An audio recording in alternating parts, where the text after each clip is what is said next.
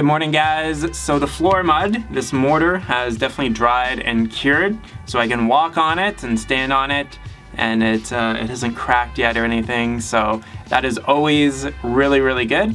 What I'm going to be doing today, just a few little things just to get prepared for tomorrow. So tomorrow is going to be the first day of the drywall installation. I don't know how long it's going to take the guys to do the drywall, the mudding, and the taping. Maybe take them like a couple days or so. But what I'm going to be doing today is getting this shower pan liner. I'm going to be getting this installed. So the shower pan liner is going to give us a totally impermeable surface in the shower pan here. So anything that works its way down to the shower pan liner, it's going to work its way down to the drain there. So that's why it's really important to angle this first layer of mortar all the way down to the drain here, just so that anything that hits this layer is going to also go down to the drain. One other thing that I'm going to be doing today is I'm just going to test the water once more. So just do another pressure test, because I never actually pressure tested the hot water line that goes to the sink. So I'm just going to test both lines, make sure that everything is good before everything gets drywalled. All right, let's begin.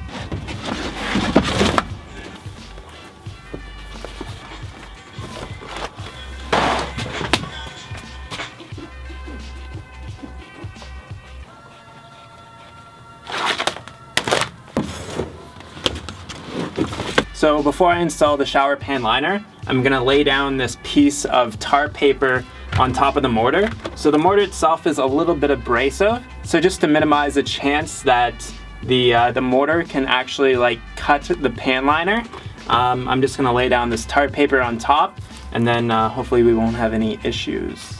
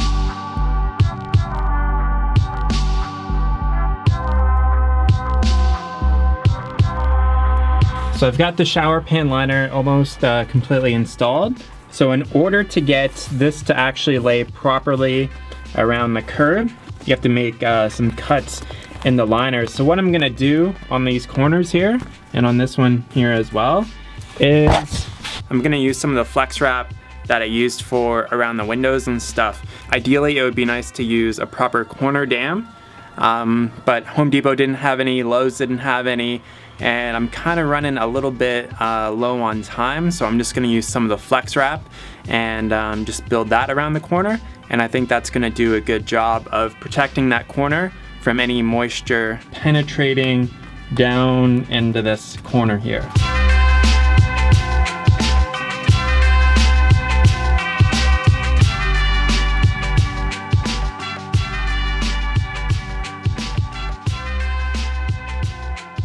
This isn't ideal, but I think it's gonna work.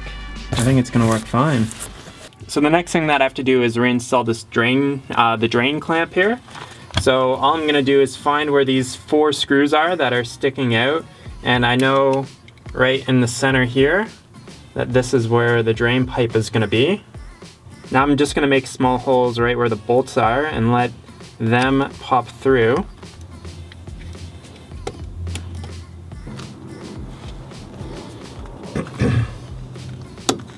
So now I can reinstall the drain clamp. What I'm gonna do first though is apply some of this adhesive just around the inside of the drain, just sealing the liner to this to the bottom part of the drain here.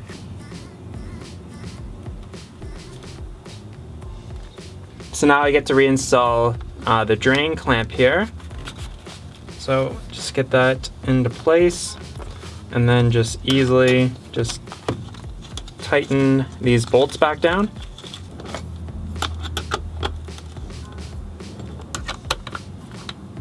Drain clamp is installed. Now everything is gonna drain properly right to here. All right, so the shower pan is completed up until this point here. So the drywall guys will come over tomorrow and start installing everything. So that is just like so freaking exciting. And once that is done, it's gonna look like a house actually, which is gonna be really, really cool.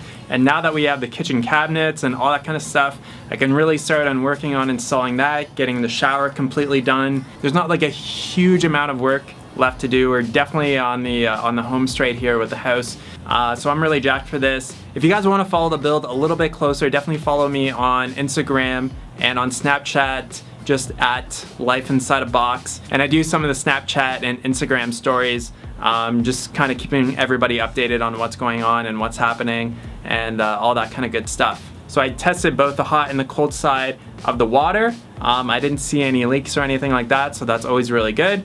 And yeah, we're ready for drywall, drywall, drywall. All right, so today is 2 days after the end of the video, like 2 seconds ago, and the drywall is done, and I'm just gonna show you guys that. Oh yeah,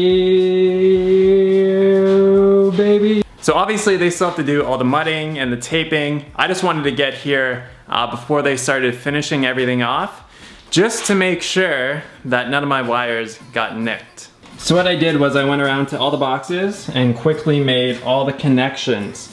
All the connections, like this one's just capped off, that one's just capped off. This one made a connection. I went to all the outlet boxes and the light boxes and made all the connections so that I could liven up all the wires in the house just to make sure nothing got nicked. Because if a wire were to get nicked and you turn on the circuit, then it'll just short out and I'll know immediately right in the panel if there's a short in any of the circuits in the house. So what I did was I jerry-rigged the panel, or you could call it like fandangling it, just so that I could get a temporary connection from an extension cord, just so that I could liven things up, just to make sure that there's no shorts or anything like that. So I've got an extension cord coming into this here, and then I just got the wire going in through the bottom of the panel, jumped on both sides there, so that'll liven up the panel. So if I were to touch any of those metal bits, like that, or that, I would definitely get a pretty good poke off of that. So just to make sure that I did things right and the electricity is actually on, I just put in a light bulb in one of the lights, so it looks like there's no shorts in any of the wires, which is fantastic. What I showed you there is not a safe way of hooking up a panel.